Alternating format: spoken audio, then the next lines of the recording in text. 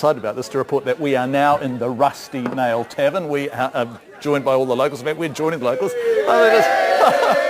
Lovely to see. And also our very special guest at the table with me, drinking at the table, Siobhan Marshall, who plays Pascale. Hi Siobhan, lovely to see you. Antonia Prebble, who plays Loretta, and Frank Whitten, who plays dirty old Grandpa Ted, an appalling man, totally unlike you in real life, Frank. Not entirely. How's the series been for you guys? Loretta, let's talk about how Loretta? Antonia, that classic, sorry. Well, I'm such a devoted viewer. Antonia, how's it been for you in terms of how your characters evolved? Because you were a schoolgirl when it started. I know.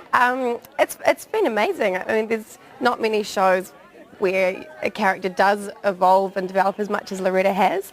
So it's great. I mean, it's a great challenge because there's always something different to work on and to think about.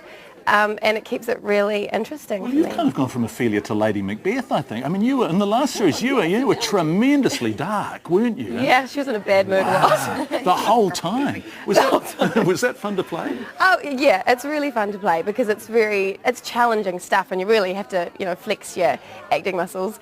But at the same time, this series that we're doing, she's in a better mood and that's also good. Yeah. And Frank, because you've done, I mean, you've done Shakespeare, and yet actually what is beautiful about you is that you are the dirtiest, most bogan grandad in the history of New Zealand, and I suspect you relish playing that role. Yes, I do, but I have to remind you, John, that I played the oldest Puck in the history of the world. I was 60 when I played Puck. Wow. And what was that like? Was that fun? Slow. You're a slow Puck. Well, when they come to you with new storylines, Siobhan, when they come to you, know how Pascale's changed. Yeah. Do you get excited when your character... Yeah, when I read it, I can't put it down. It's so exciting. And do you ever go back to them and say, I really like this or I don't like this so much, I wish you wouldn't do this to my character? Do you ever kind of lobby on her behalf? Well, haven't really needed to. Like, everything that I've done for Pascale, I think, oh, great.